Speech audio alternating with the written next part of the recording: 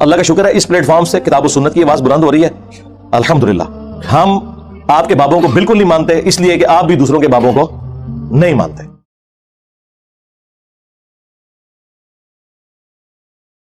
میں ایک history channel کے اوپر یا نیشنل جغرافک پہ ایک ڈاکومنٹری دیکھ رہا تھا. ایک کوئی نان مسلم تھا تو وہ مختلف مسلمان سکولرز کے پاس نا امریکہ میں انٹرویو کرنے جا رہا تھا کہ ہمیں آپ ریلیجن کے بارے میں بتائیں کہ اسلام کیا ہے. تو وہ امریکہ میں ایک شیعہ عالم تھے, ینگ تھے.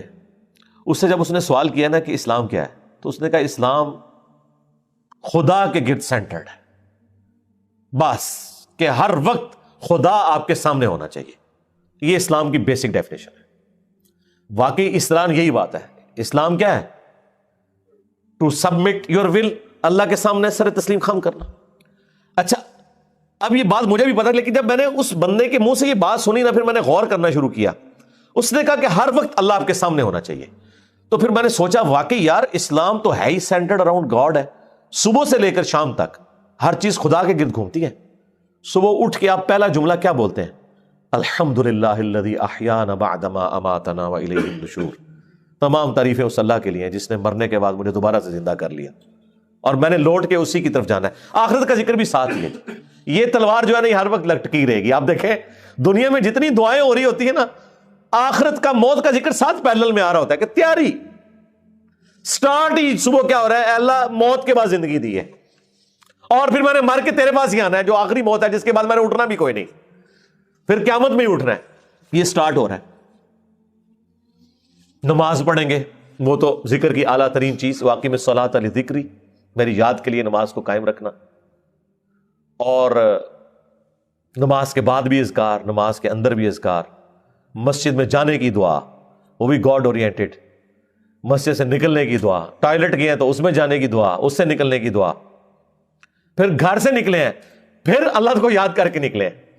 جہاں جا رہے ہیں اپنا کوئی کام سٹارٹ کر رہے ہیں تو اللہ کے نام سے سٹارٹ کر رہے ہیں. اور ساتھ یہ ٹینشن لگی ہوئی ہے کہ فجر تو پڑھ لی ہے, اب زور کا وقت اتنے بجے ہے. اپنے آپ شیڈیول کو سیٹ کرتے ہیں تاکہ میں جماعت سے نماز پڑھ سکوں. تو بس جو یہ شیڈیول طے کر رہا ہے نا وہ بھائی فجر سے لے کے زور تک نماز کی حالت میں ہے, کیونکہ وہ نماز کے انتظار میں بیٹھا ہے. نماز کے انتظار میں بیٹھنے کے لیے مسجد میں بیٹھنا ضروری نہیں ہے. کوئی اپنے آفس میں بھی بیٹھا ہے نا اس انتظار میں کہ میں نے نماز کے لیے جانا ہے, وہ نماز کے انتظار میں بیٹھا ہوا ہے. پھر نماز کا وقت آ جانا ہے, پھر بازار میں جانے کی دعا, سواری پہ بیٹھے ہیں تو اس پہ دعا. وہ ساری دعائیں ذرا آپ پڑھیں, کوئی بزرگ بابا آپ کو ان دعاؤں میں نظر نہیں آئے گا. خدا سے شروع ہو کے خدا پہ ختم. یہ کائنات سینٹرڈ اراؤنڈ گاڈ ہے. ہماری زندگی کا مقصد خدا کی پہچان ہے.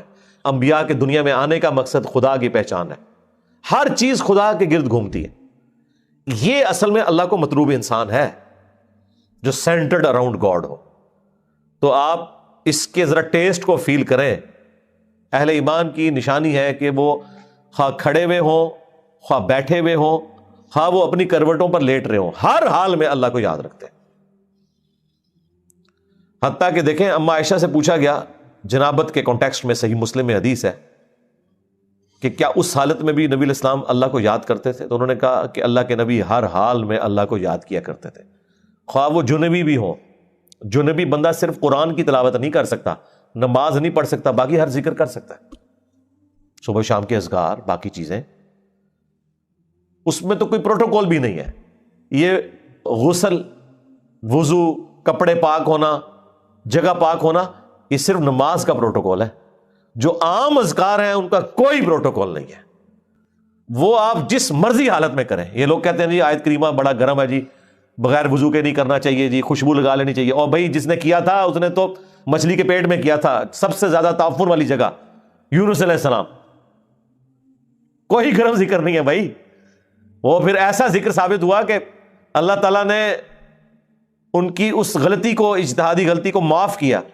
اور سورہ صافات میں فرمایا اگر یونس یاد نہ کرتا ان الفاظ کے ساتھ تو جتنا اللہ تعالیٰ کا عطاب تھا نا پھر یہ اسی دن مچھلی کے پیٹ سے نکالا جاتا جس دن مردے اپنی قبروں سے نکلیں گے. ایک جملے نے اللہ تعالیٰ کا غصہ ٹھنڈا کر دیا, لا الہ الا انت سبحانک انی کنت من الظالمین. لیکن سرکار یہ 3 دن اور 3 رات انہوں نے پڑھا ہے یہ وظیفہ. ہاں آپ ذرا ایک لمحے کے لیے سوچیں, 3 دن اور 3 رات, یہ کتنے بنتے ہیں؟ 72 گھنٹے. 72 گھنٹوں اگر آپ کو ایک ایئر کنڈیشن کمرے میں بھی مسلسل ایک ذکر کرنا پڑ جائے تو لگ پتہ جائے گا. آپ ذرا اس شخص کے بارے میں امیجن کریں جو مچھلی کے پیٹ میں گپ اندھیرا ہے اور یہ بھی نہیں پتا کہ میں یہ کروں گا تو مجھے معافی بھی ملے گی کہ نہیں, اور وہ مسلسل ذکر کیے جا رہا ہے اور یہ بھی نہیں پتا کہ کتنا عرصہ میں نے یہ ذکر کرنا ہے, اور وہاں پہ بھی کسی کرسی میں نہیں بیٹھے ہوئے ہیں. مچھلی کے پیٹ کے اندر کیا حالت ہوگی, لیکن اللہ تعالیٰ نے ان کی دعا سن لی. اتنی جاندار دعا تھی. میں تو کہتا ہوں یہ سید الاستغفار ہے. لا الہ الا انت سبحانک, اے اللہ تیرے سوا کوئی معبود نہیں, تو تو غلطیوں سے پاک ہے. انی کنت من الظالمین, میں انسان ہوں تو میں تو غلطی کروں گا. اس سے بہتر کیا انداز ہو سکتا ہے عاجزی کا, اس سے بہتر کیا انداز ہو سکتا ہے اللہ تعالیٰ کی عظمت بیان کرنے کا کہ یا اللہ تو نے تو غلطی کرنی نہیں ہے, یہ تو طے ہے. تو اگر مجھ سے پرسش کر رہے ہیں نا غلطی کی, تو میں تو انسان ہوں, غلطی کروں گا, اور مجھے اعتراف بھی ہے, میں تیری طرف رجوع لاتا ہوں. اللہ تعالیٰ نے معاف کر دیا. جامعہ ترمذی میں یہاں تک حدیث ہے کہ جو بھی یونس کی دعا کے ذریعے اللہ کی طرف متوجہ ہو, اللہ تعالیٰ اسے کبھی محروم نہیں لوٹاتا. اور یہ حصہ قرآن میں بھی ہے, وَكَذَلِكَ نُنْجِ الْمُؤْمِنِينَ, ہم مومنین کو بھی اسی طریقے سے نجات دیں گے.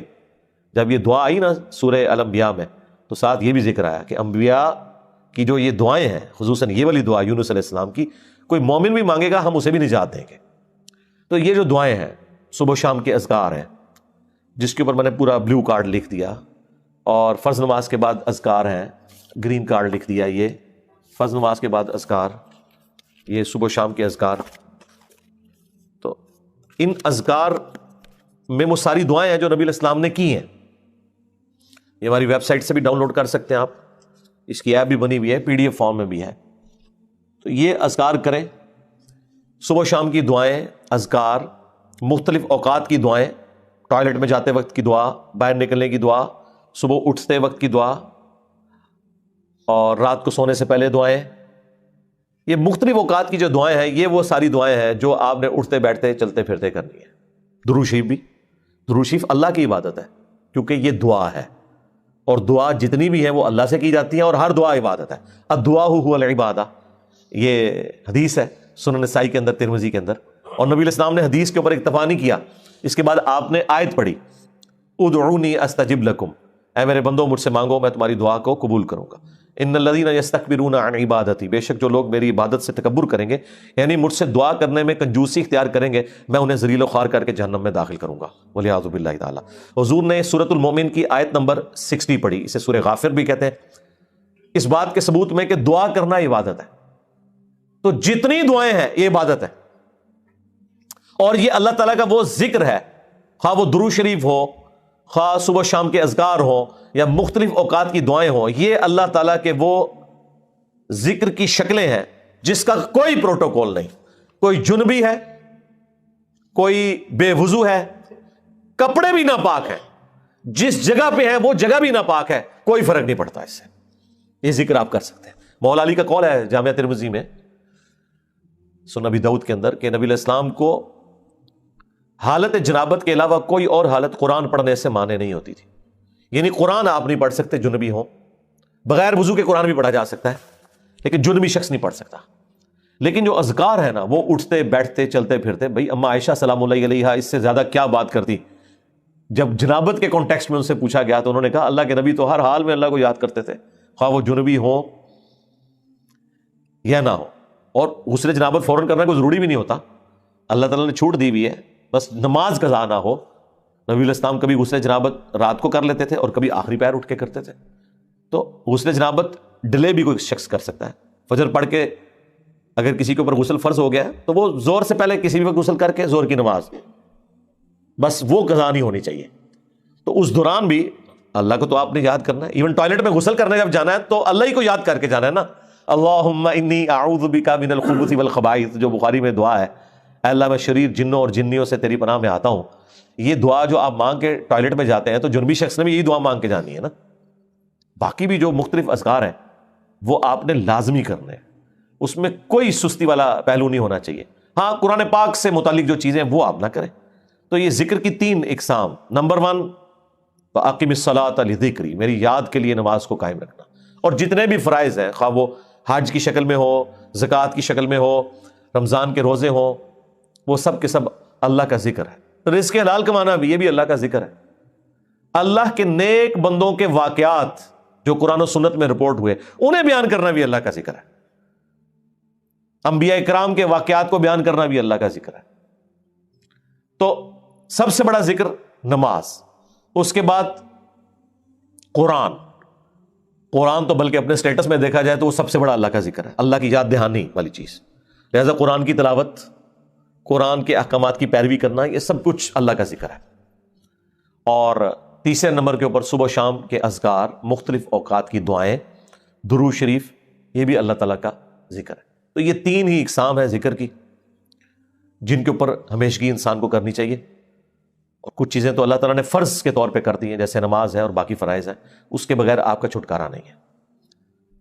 بخاری اور مسلم دونوں میں حدیث ہے کہ اللہ کا ذکر کرنے والا زندہ کی مثل ہے اور ذکر نہ کرنے والا مردہ کی مثل ہے، یعنی وہ زندہ لاش ہے جو اللہ کا ذکر نہیں کرتا۔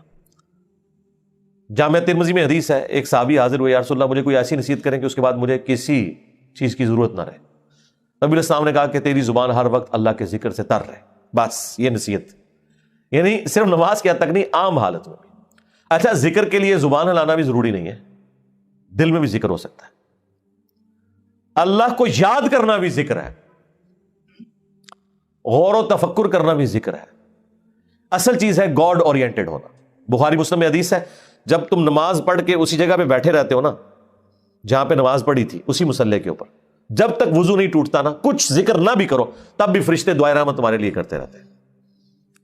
حتیٰ کہ بخاری مسلم میں آیا کہ جو شخص نماز کے انتظار میں ہے نا، اللہ تعالیٰ اسے بھی نماز کے اندر ہی شمار کر لیتا ہے۔ دیکھیں اللہ تعالیٰ کی رحمت ہے، یعنی یہ تو ایک نہ ختم ہونے والا سلسلہ ہے۔ بخاری مسلم دونوں میں حدیث ہے، میں اپنے بندے کے گمان کے قریب ہوں جیسا کہ میرے بارے میں گمان کرے۔ جب وہ مجھے دل میں یاد کرتا ہے میں اسے دل میں یاد کرتا ہوں، جب وہ مجھے کسی مجلس میں یاد کرتا ہے نا تو میں اسے بہتر مجلس میں اسے یاد کرتا ہوں۔ جب وہ میری طرف ایک بالش بڑھتا ہے میں اس کی طرف ایک ہاتھ بڑھتا ہوں، جب وہ میری طرف چل کے آتا ہے میں اس کی طرف دوڑ کر آتا ہوں۔ تو یہ حدیث قدسی ہے بخاری مسلم دونوں میں، اور اسپیسیفکلی یہ قرآن حکیم کی درس و تدریس کے حوالے سے ذکر ہوا تھا کہ ایسی مجلس میں فرشتے حاضر ہوتے ہیں اور جب اللہ کے پاس جاتے ہیں، حالانکہ اللہ جانتا ہے، پھر بھی پوچھتا ہے کہ میرے بندوں کے پاس گئے تھے کس حالت میں پایا، وہ بتاتے ہیں یہ حالت تھی۔ پھر اللہ تعالیٰ پوچھتا ہے مجھ سے کیا مانگ رہے تھے، فرشتے بتاتے ہیں کہ بندے جنت مانگ رہے تھے۔ اللہ تعالیٰ پوچھتا ہے کیا جنت دیکھی انہوں نے، کہتے ہیں نہیں، اگر دیکھ لیتے تو اس سے بھی زیادہ مانگتے۔ اور کیا کہتے تھے، جہنم سے آزادی مانگ رہے تھے، کیا جہنم دیکھی میرے بندوں نے، نہیں، اگر دیکھ لیتے اس سے بھی زیادہ اشد و مت سے مانگتے۔ اللہ تعالیٰ فرماتا ہے تم گواہ ہو جو میں نے سب کو معاف کر دیا۔ اچھا، وہ فرشتے کہتے ہیں یا اللہ ایک بندہ ایسا تھا جو ویسے ہی وہاں پہ آ گیا تھا، اس کی نیت نہیں تھی لیکن وہ ان کی مجلس میں بیٹھا تھا۔ اللہ تعالیٰ فرماتا ہے کہ یہ لوگ ہی ایسے ہیں کہ جو ان کی مجلس میں بھی بیٹھ جائے نا ان کو بھی میں نے بخش دیا۔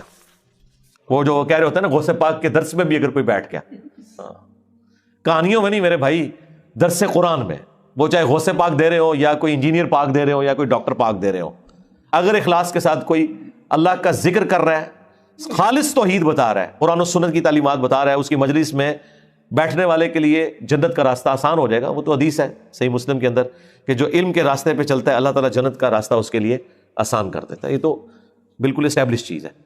تو یہ ذکر ایسا معاملہ ہے کہ کوئی دل میں بھی یاد کرتا ہے نا، اللہ اس کو پھر دل میں یاد کرتا ہے۔ فَاذْكُرُونِي أَذْكُرْكُمْ، یہ تو قرآن میں سورۃ البقرہ میں ہے، اے میرے بندے مجھے یاد کر، میں تیرا ذکر کروں گا اور اس سے بہتر مجلس میں کروں گا، فرشتوں کی مجلس میں کروں گا۔ اور انسان کی کتنی خوش نصیبی ہے کہ انسان اللہ کو یاد کرے، اللہ تعالیٰ اس کے رسپانس میں اسے یاد کرتا ہے۔ انسان کا اللہ کو یاد کرنا یہ چھوٹی چیز ہے، اللہ کا اپنے بندے کو یاد کرنا یہ بڑی چیز ہے۔ ہاں، سنن ابن ماجہ میں حدیث ہے، اور یہ تعلیقاً امام بخاری بھی حدیث لے کے آئے ایک چیپٹر کی ہیڈنگ میں، اور یہ اتنی رکت انگیز حدیث ہے کہ اس حدیث کو میں نے اپنے اذکار کارڈ میں بھی شامل کیا ہے کہ میں اپنے بندے کے ساتھ ہوتا ہوں اس وقت جب وہ میرا ذکر کر رہا ہوتا ہے اور اس کے ہونٹ میرے ذکر کی وجہ سے ہل رہے ہوتے ہیں۔ زبان سے ذکر کرنا یہ سب سے افضل ذکر ہے کیونکہ اس میں آپ کی زبان، اعضاء، دل، دماغ سب کچھ شامل ہو جاتا ہے۔ دل میں بھی ذکر کرنے کا ثواب ہے لیکن زبان سے کرنا افضل ہے۔ اسی لیے آپ دیکھیں جو آبلیگیٹری چیزیں ہیں وہ اللہ تعالیٰ نے زبان کے ساتھ جوڑ دی ہیں، یعنی نماز آپ دل میں نہیں پڑھ سکتے، زبان سے پڑھنی ہے، اور کم از کم اتنی آواز سے کہ وہ خود آپ محسوس کر رہے ہو. محسوس سے مراد یہ نہیں ہے کہ 10 نمازی ادھر تک سن رہے ہیں، نہیں، محسوس سے مراد ہے کہ آپ کو فیل ہو رہا ہے کہ آپ کو اپنی زبان سے پڑھ رہے ہیں. اس طریقے سے جانور قربان کرنا ہے تو تکبیر اتنی آواز سے کہنی ہے کہ آپ کے کان خود سن رہے ہو. جو اوبلیگیٹری چیزیں ہیں وہ اللہ تعالیٰ نے زبان کے ساتھ جوڑی ہوئی ہیں. زبان کا ذکر بہرحال دل کے ذکر سے افضل ہے.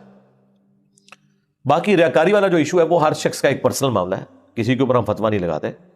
لیکن جو اللہ تعالیٰ نے اوبلیگیٹری نمازیں رکھ دی ہیں وہ تو اتنی اعلانیہ رکھی ہوئی ہیں کہ خود بخود ریاکاری کا چانس ہے، تو وہ ریاکاری نہیں ہے. بعض اوقات شیطان کسی کو وسوسہ دلاتا ہے میں جماعت سے نماز پڑھوں گا یا مسجد میں زیادہ دیر بیٹھوں گا تو باقی لوگ کہیں گے کہ جی یہ لوگ بڑا نیک ہو گیا ہے تو اس سے میرے دل میں تکبر آ جائے گا. یہ شیطانی وسوسہ ہوتا ہے نہ، اس طرح نہیں سوچنا کبھی بھی. آپ نے خالص رہنا ہے. صحیح مسلم میں حدیث ہے، صحابہ کرام نے کہا یا رسول اللہ بعض اوقات ہم نیکی کا کوئی کام کرتے ہیں حالانکہ پوری نیک نیتی سے کر رہے ہوتے ہیں، یہ نیت نہیں ہوتی کہ لوگ ہماری تعریف کریں، لیکن پھر بھی لوگ تعریف کر دیتے ہیں اور وہ ہمیں اچھی بھی لگتی ہے. ظاہر تعریف کسے بری لگتی ہے، تو کیا یہ ریاکاری ہے؟ آپ نے فرمایا نہیں، یہ ریاکاری نہیں ہے، بلکہ یہ دنیا میں اللہ تعالیٰ کا انعام ہے اپنے بندے کے لیے کہ کسی بندے کی تعریف کوئی کر دے.